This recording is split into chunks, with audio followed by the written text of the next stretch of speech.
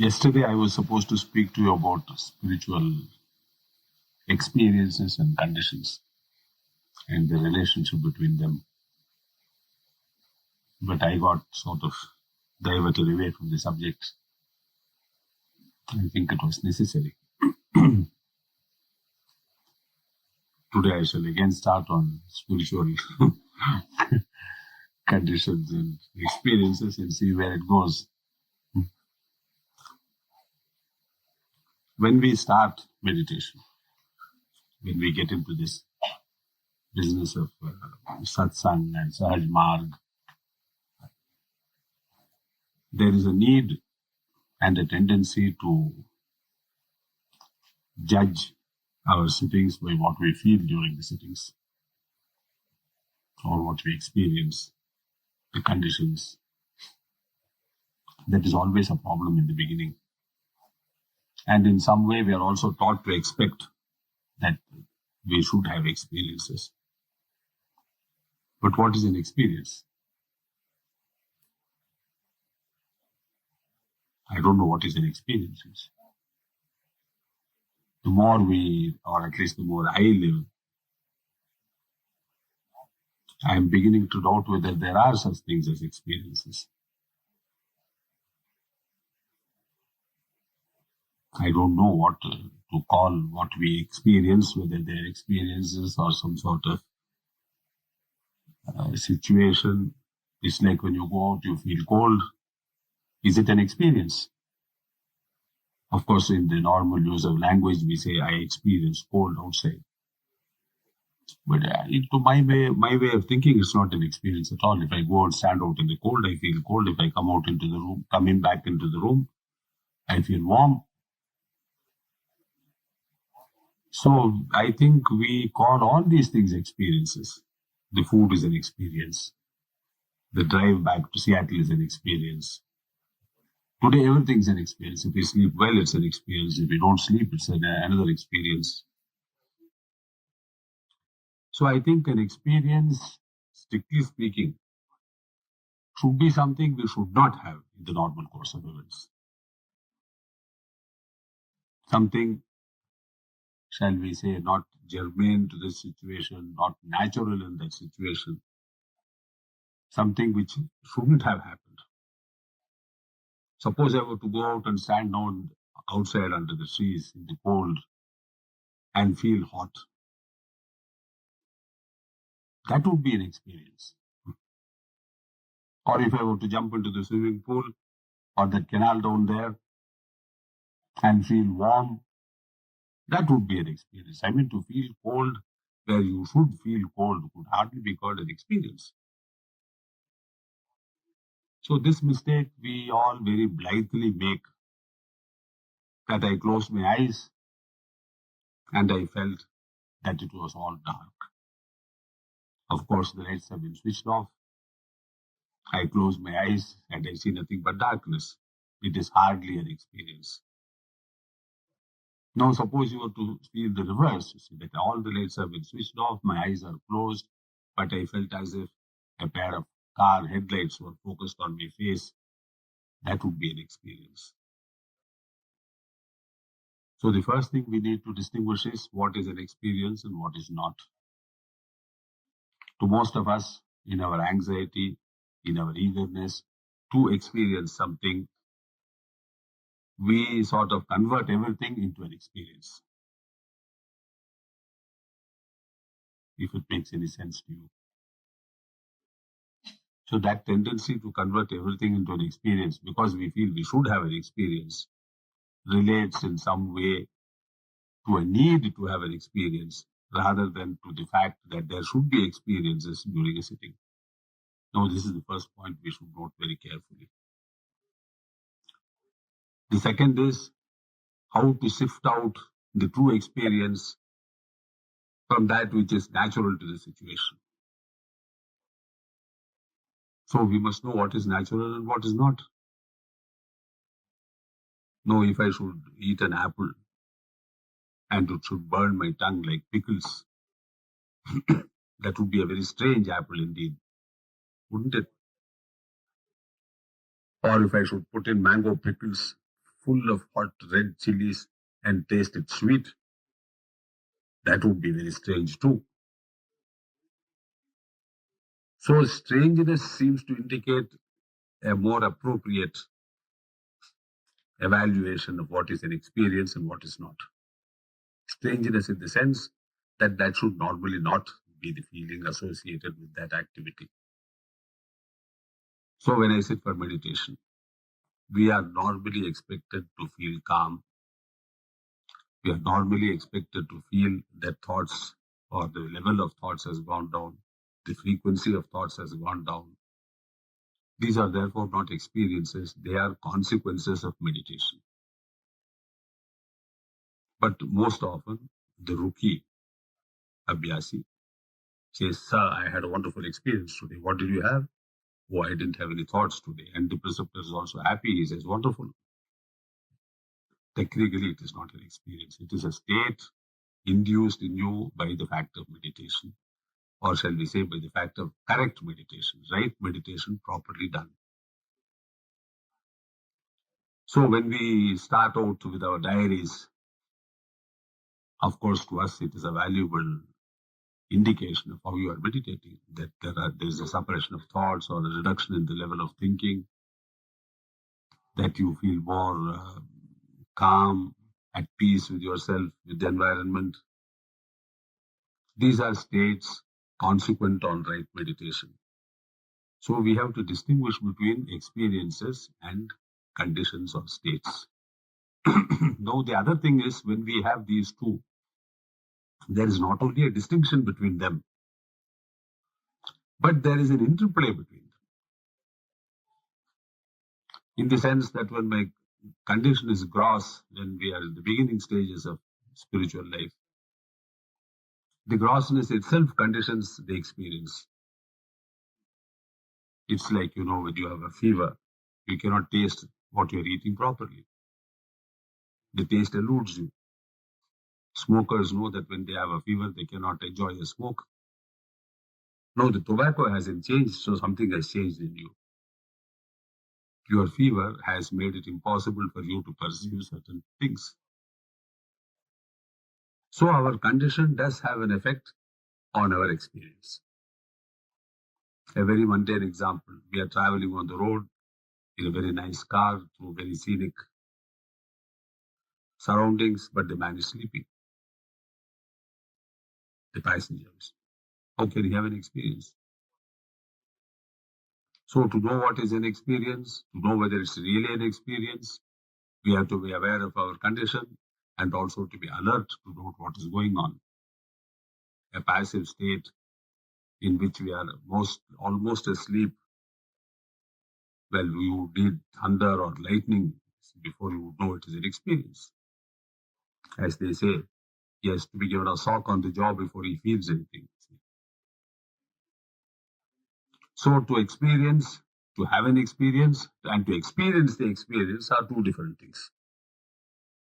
Whether I'm asleep or awake, the road is passing by. The scenes are going on. The beauties of nature are passing by. But to a man who is asleep, it is as if they never happened. But to one who is awake, who has an aesthetic sense of appreciation, who has color sense, form sense, he sees beauty in everything that he sees. A businessman only looks at the lumber and says, what wonderful timber. And how many tons I could get out of an acre of this sort of woodland. And some of these incendiaries might think what a wonderful blaze they could have if they set a matchstick to the whole thing. So you see, we see what we see, not because we see what we see, but because what we are conditioned to see. I see what I think I see. Similarly, I hear what I think I hear. You have only to judge the reaction of 4 people who are sitting around one person who is talking, and then ask them, what did you really hear today? You would be shocked that all 4 have heard different things from the same person. I mean, at the same time, he's giving a talk and 4 people are listening and they have all heard different things. Similarly, what do you see? So you see, that is why I think it was said in the old traditions, Christianity, for instance, you have eyes but you don't see, you have eyes but you see not, you have ears but you hear not. He did not mean we were blind and deaf. He meant that having eyes, my dear friend, is not enough. Perception must be there. You must be able to evaluate what you are seeing and to know whether it is reality or a chimera of your imagination. It's very easy to walk out in this twilight and imagine ghosts everywhere around us. Something moving in the wind, you know. And a timid fellow thinks it's a ghost. I would probably think it's a bear. Somebody else would think it's something else. But what is it really that's going on there? So to have eyes is not enough. Very often I'm sitting in my room here and I hear this whispering of the wind in the trees and I think it's raining. You come out and see it's just a rather stiffer breeze than normal and it produces a sound like rain.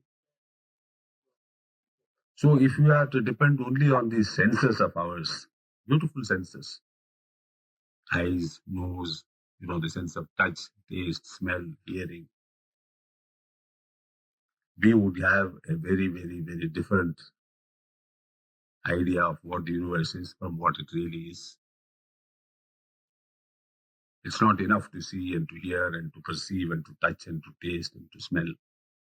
It is necessary to evaluate and to come through that into association with the reality which is trying to peep through these experiences into us. In that sense, an experience is only something like, the tentative touch of reality intruding into our consciousness, waiting for us to see the reality behind it. If we don't, it timidly, shyly withdraws. That is the reason why we have experience after experience, but nothing penetrates into the consciousness, nothing makes an impression on the soul. We see sunrise after sunrise, doesn't make an impression. We see people dying one after the other, that makes no impression. We think we are going to be eternally alive. When are you going to start meditation? Oh, there's a lot of time for it. See. Yeah, but that poor guy, 32 years old, he died yesterday. Yeah, sad case, isn't it? But I am a strong man, And my astrologer tells me I'm going to live till 86. So we leave our destiny in the hands of astrologers and in the medical textbooks. He died of cancer. I don't have cancer, so I'm not going to die. Very, very funny way of logic. Because my death is not related to any other death in the universe. My living is not associated with any other living in the universe. I live, I exist independently because of my samskaras. Does one car move on the road because there's another car moving in front of it? He is going independently. That guy is going independently somewhere else. It's an accident of a time and space phenomenon that we are one behind the other. And then we are trying madly to overtake each other. Flicking on the lights. As I push at the horn if the other fellow ignores it. And if he still continues to ignore, you just pump your pedal and, boom. They will take the endermost. So, in one way, all life is connected because it is part of the same existence. In another way, I don't live or die because somebody else lives or dies. You all know that there have been very heartbreaking episodes when somebody very close to us dies and you really want to follow. And you feel, what am I going to do here by myself? There's no sense in my existence. See? There's nothing, no purpose in my living. But nature says, stay put. I know why you have to continue. See? And then, inevitably, shall we say, by the grace of the Almighty, the circumstance changes. Next morning, you wake up to a glorious vista of a new dawn, a new life opening into your existence. And you wonder how you could have had this almost blasphemous thoughts yesterday of ending your existence. What right have I to end my existence? Because today it is dark. Tomorrow is going to be light again, dawn again, a new glorious day again, when my whole outlook on life is going to be changed all over again. And I would feel the biggest fool if next morning I didn't exist to feel these things. That is one reason why suicide is a crime. Not a social crime or a legal crime, but a moral crime. Because when you terminate your life by an act of annihilation aimed at yourself, you are violating the first principle of nature, that everything changes almost continuously. And by virtue of having put a stop to your existence, you have put a stop to the possibility of change. It is anti-evolutionary. Therefore, no man or no woman, no child has a right over its own life, much less over the life of another person. Therefore, moral law says, thou shalt not kill. If you have no right over your own existence, your own life, because nature in its infinite mercy opens infinite possibilities every moment of my existence, how can I put a stop to those potentialities developing in me? And if I cannot do that to myself, how dare I do it to another? So this is the thing that we have to associate with the spiritual existence. That on one side, I am all alone, sitting in meditation, perhaps feeling lonely for the first time in my life because I close my eyes and I immediately lose contact with everybody else, which is perhaps why reason why in the West you want to sit so close together, holding hands sometimes too. Because in that situation, you must feel what it is like to be all alone by yourself in a universe as vast as you can hardly ever imagine. What is it to be alone? And then you find you're not really alone there. I mean, it's a very miraculous, to say it's powerful is a very weak term. To say it is forceful is even weaker, you see. It is something which is exhilarating. When you feel like, opening your chest and breathing and letting out a song of glory to nature, gratitude to God, and saying, aha, for the first time I feel what it is not to be lonely. I am alone, but not lonely. I open my eyes, I am with 200 people, but I am always lonely. So this is the experience that we should aspire for. Not these ordinary things of I felt like insects creeping on my head and I felt somebody was breathing down my neck. So we have to sift very carefully what is an experience from what is not an experience. We have become too prone, especially in the West, to think of everything as an experience. Somebody starts smoking for the first time in his life, he says, oh, that was a wonderful experience, chai. Nothing of the sort. It's like a man who is going to drink his first cup of coffee and he says, it's a wonderful experience. All that you have a right to say is, I took coffee for the first time in my life and it was awful. It generally is. The same thing goes for smoking. When you start first time, you feel nauseated, you feel like bringing out everything. Then slowly you condition yourself into thinking it's high and mighty and, only the big guys do it. Then you change brands until you come to the most expensive one and draw satisfaction from that. $1 cigars, $2 cigars, $5 cigars. Tobacco is tobacco, whatever you pay for it. So you see how we convert an ordinary, mundane thing like drinking coffee into an experience, or a smoke into an experience. And then to boost our ego into saying, yes, you are right, We put more and more money on that experience to prove to ourselves that it's a valuable experience. So instead of accepting the reality of an experience, we are loading what we supposed to be an experience with all the unreality that we can possibly load onto it and present it as something novel, something unique, something wonderful. This tendency we should not sort of import into our meditative states because the whole idea of meditation is to perceive reality, to become one with the reality that we perceive, finally to merge into that reality ourselves so that our separate identity no longer exists. So we have to be careful, we have to be discriminating, because in yoga, discrimination is of the highest value and necessity. Swami Vivekananda was called Vivekananda, meaning the bliss of discrimination, because he had such a tremendously vast intellectual capacity, unknown normally in those who are supposed to be yogis.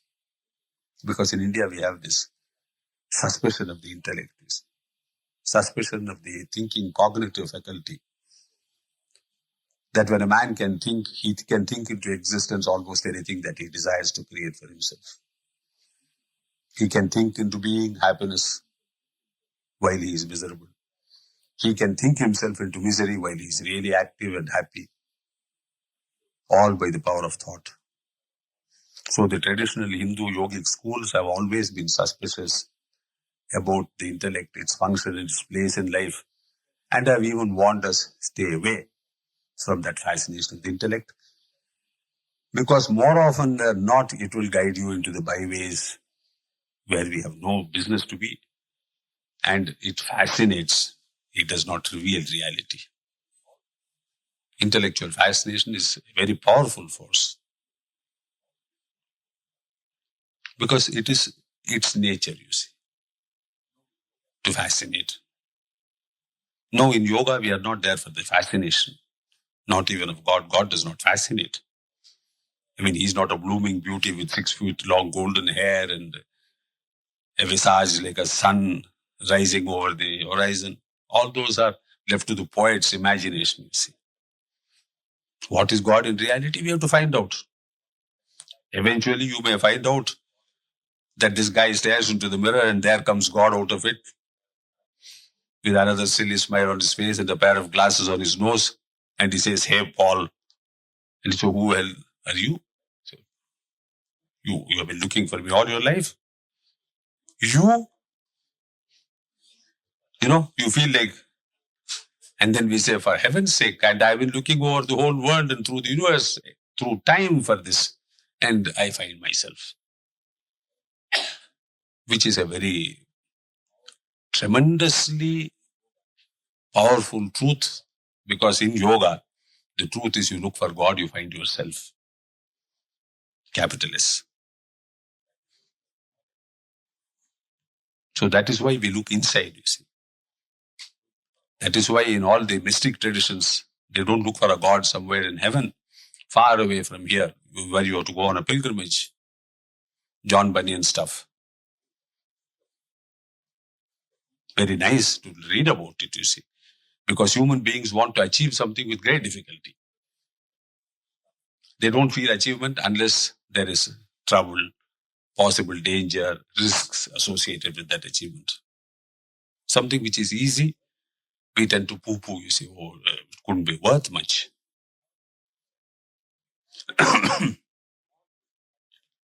So this enormously fascinating adventure, that when at the end of my journey, I look into the face of the Almighty and find my face staring back at me, almost implying, fool, there I was right inside you and you were searching for me through eons of time, through innumerable existences in various forms, starting from the ooze in the oceans, step by step evolving, when you could have come to me direct. All that you needed to see was to look inside yourself. Look for God there. You would have found me, and in finding me, you would have found yourself too. But beware, It says, when you look for yourself, you find nothing. Look for God, you find yourself. Look for yourself, you find nothing. That is the message of the ancient traditions anywhere. See. One you call selfishness, other you call search for the self, concern for the self, concern for the welfare of the self. Therefore, outwardly, you may find a yogi being careful of the food that he eats, of bears in the woods, of fast-flowing streams, not because he is selfish, but because at his level of existence, he has no authority, no permission to risk his life in any stupid ventures associated with that venture in the West. He dare not, he is not permitted. Very often, I used to find my master criticized. He used to, tentatively put a foot and then only put his foot down. So people used to say, what's he afraid of? He wasn't afraid of anything. I mean, one whom we thought to be the creator of the universe could hardly be afraid of his own creation. It's like a man building a sand castle on the beach and then running away from it because he's afraid somebody is going to shoot him from inside. Isn't it? But his law of existence says your life is sacred. It has evolved into what it is today after millions of misery-filled existences. You have no right to take any chances.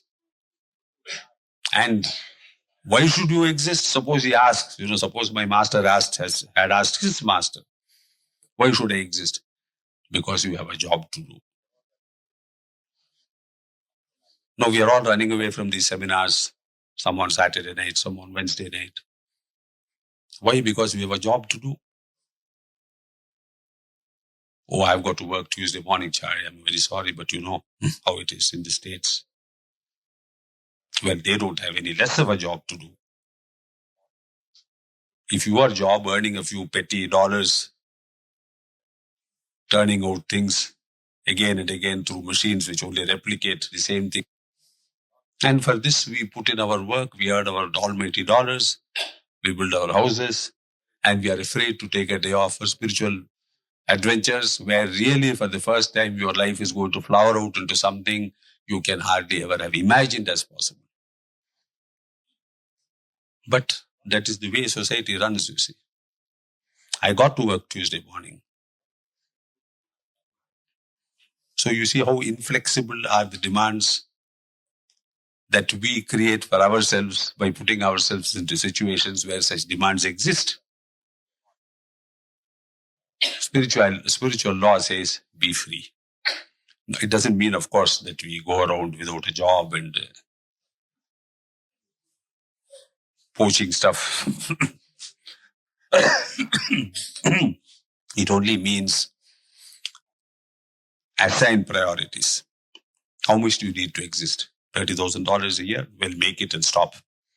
Devote the rest of your time to spirituality. Don't make 40, 50, 60, 70 and get into this race, rat race. So along comes the master and says, sit down and meditate. The truth will be revealed to you. But accept the truth when you see it. Don't say, oh, this is some funny Indian situation. Close your eyes and you see reality, for heaven's sake. We have always been told to look at reality with open eyes. And then they come out with specious arguments. Chariji, how can you know a girl is beautiful with her eyes closed? Well, if she's really beautiful, you will know it with your eyes closed too. Try it. If an apple is good, you don't have to eat it with your eyes open. The eyes only give you the color and the form. The biggest oranges ever grown in the States are in the state of California. The biggest carrots, the biggest pumpkins. Because this idea of bigness as something valuable, you see. You have lost sight of quality, which is the essence of a thing, and you have impinged an artificial value on size. Isn't it? So reality says, small or big, it is good, if it is good. A diamond is a diamond. Whether it is 1 cent or 1 million carats as big as this world, it's still a diamond. As I said yesterday, most diamonds in any case go to industrial tools.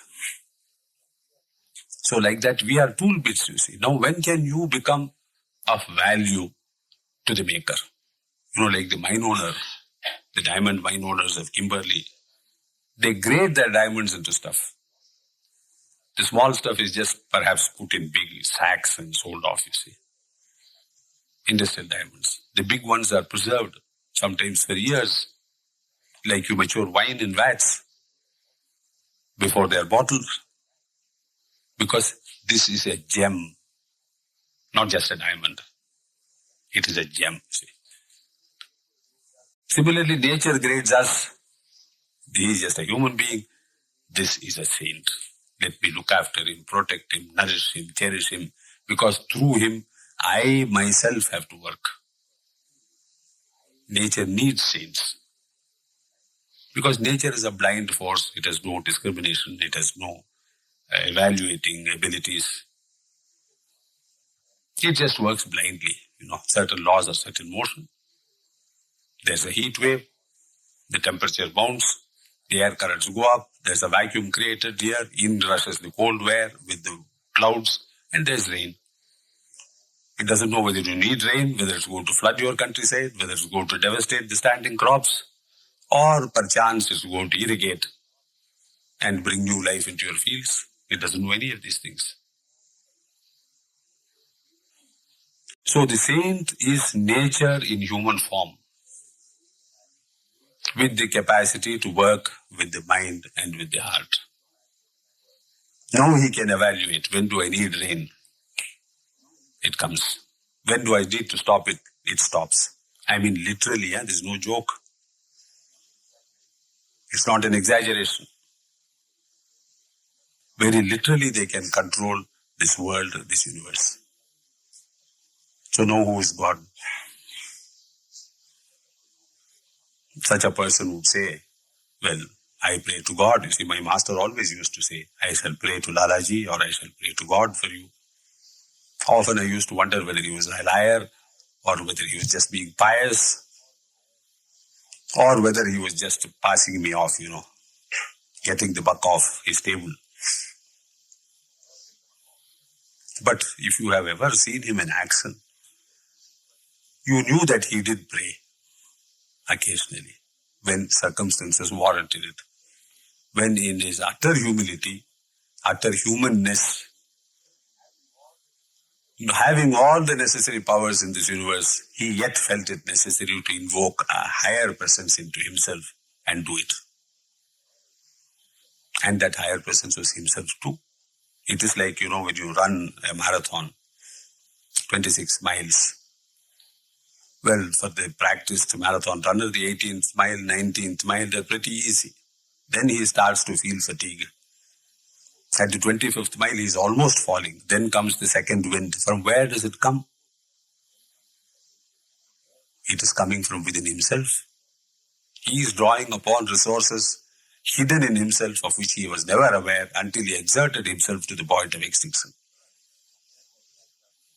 Therefore, spirituality says, die before you die and you shall see what is the glory of death itself, what it opens out beyond into the eternal life that is promised. It only means doing what the runner is doing, you see. That you run until you're almost collapsing and then you find the miraculous awakening of fresh powers inside yourself, from inside yourselves, of which you could never have dreamt because you never exerted yourself to that level before. Spirituality says that is the outer world. Here you do it inside. Close your eyes, meditate. And the feeling comes that I'm diving deep into some sort of a bottomless hole, very dark. And then the tendency, sometimes the need is to open one eyes and to reassure oneself that one is still in this world of human beings. That is the danger. It is like a runner stopping at the 15th mile to see and, do I have that hidden resource that Chariji was talking about? You can't feel it. It's gone, see. It's like, the petrol tank. Sometimes we used to have, I don't know whether you still have, an emergency small tank which you opened up when the main tank went dry. Some drivers were careless, they left it open all the time. So when it stopped finally. Because the reserve petrol tank was always open. The idea of a reserve tank is the capacity should be reserved for those emergent occasions when there is no gas station nearby. Then you open it and move to the nearest place. But if you are leaving it open all the time, you have lost the capacity to have control over it, which is what we are doing with our physical energies, draining them to the last possible drop of essence. And then when the need for a reserve comes, it just isn't there. So the sensible human way of living is not to drain your reserve capacities unnecessarily. In any field. One of the reasons for morality, for celibacy, is that reserve your capacity for the ultimate spurt. Don't waste it on, your routine jogging and your swimming. Yesterday I did 9, today I did 10, tomorrow 14. Then the reserve tank becomes meaningless. It hardly exists for us.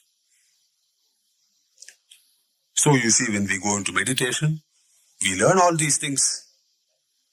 That I have to die in my meditation to be reborn in that meditation and to come out yet the same Paul, the same Bill, the same whatever you have. You see.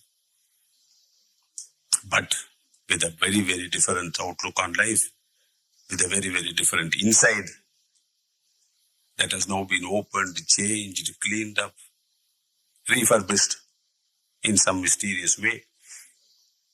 Therefore, every time we sit in meditation and we go deep into it, we come out new, renewed, you can say. That is why meditation is refreshing. That is why meditation is never exhausting. However deep you go into it, you come out fresh. Pains are gone, aches are gone, more of the heart, which is a very great need. There is solace derived from ourselves, from within ourselves, by ourselves. So we see that in a very real sense, we are becoming independent of the universe. We seek no solace outside, we get it from inside. We seek renewal from outside, we get it from inside.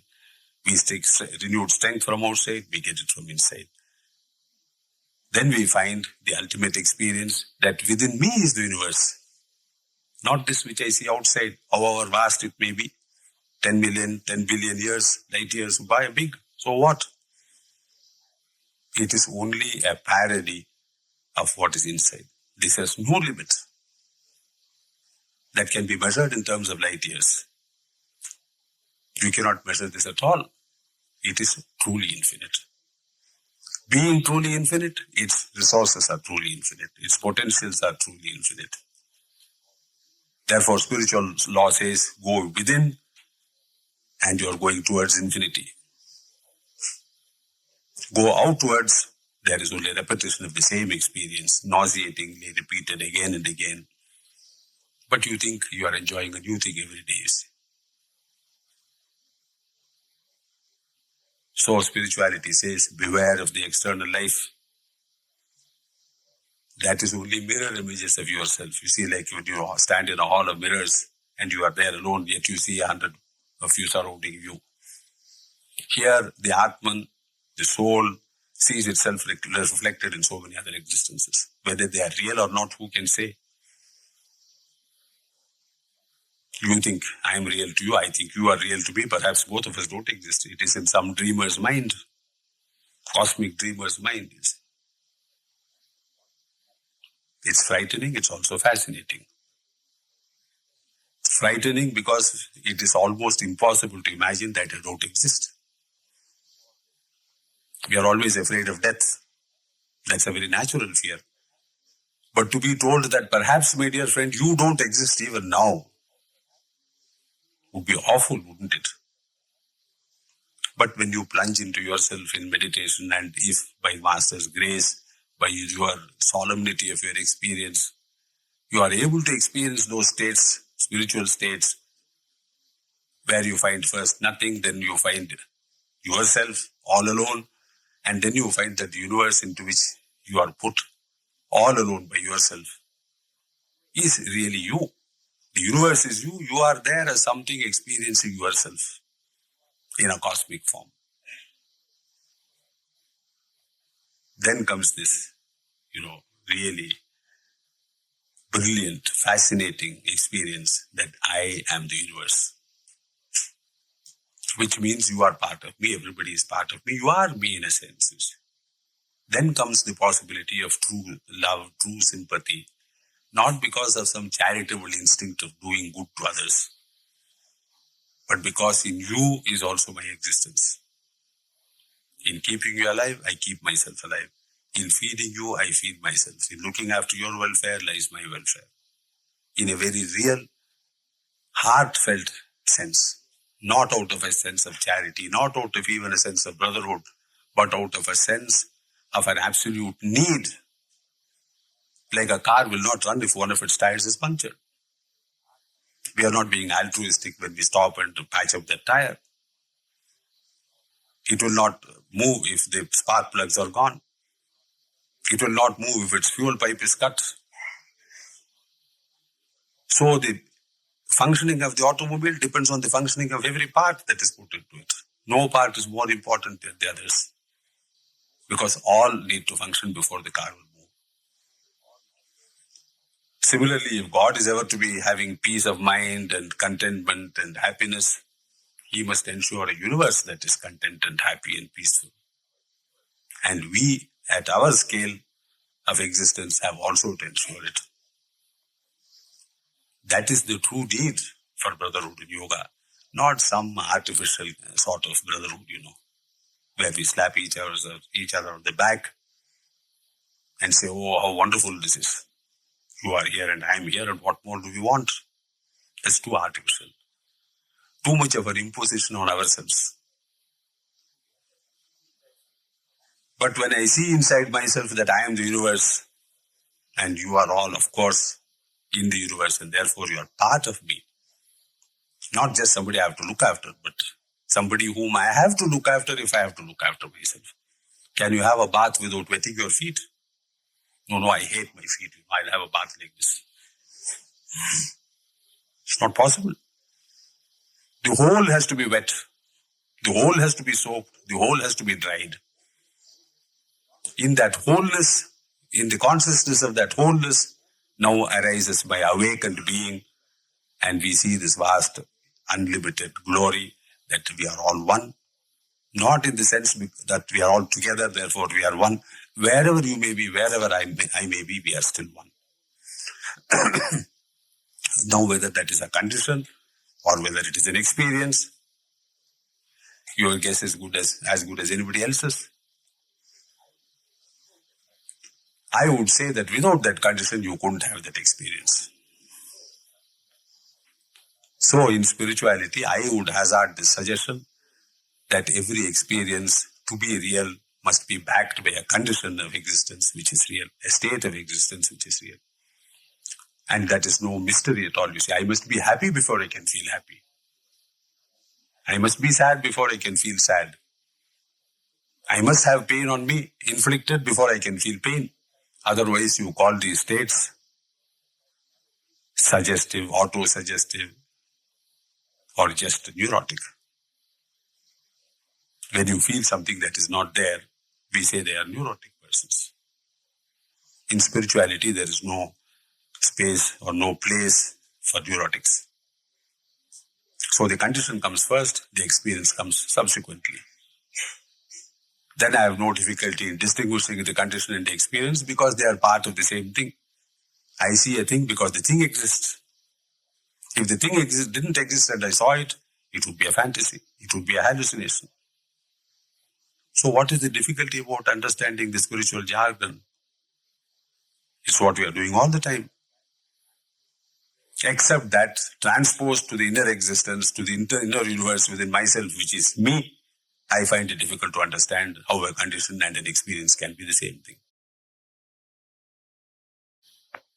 So these are the things I should have said yesterday, but I have tried in a small way to sort of analyze, you see the differences. So when you sit in meditation, please try to be discriminative, see. Not enough to say, well, Chari, I felt pain here. Yes, of course, because you're used to cushions all the time in your pampered existence, and when you sit for the first time on the floor, everything seems to prick and, that's not an experience. That's the reality of the floor on which we must have sat before. If we had sat before like that, today we wouldn't feel it. So we must try to be discriminative. Is this an experience, or is this just the impact of the universe on me? And then write our diaries. Not forgetting what I said yesterday, that if I am the universe, whether I feel it or not, whether I perceive it or not, because yoga, meditation, the ultimate truth only enables me to see as I am, not as I am something to be in the future.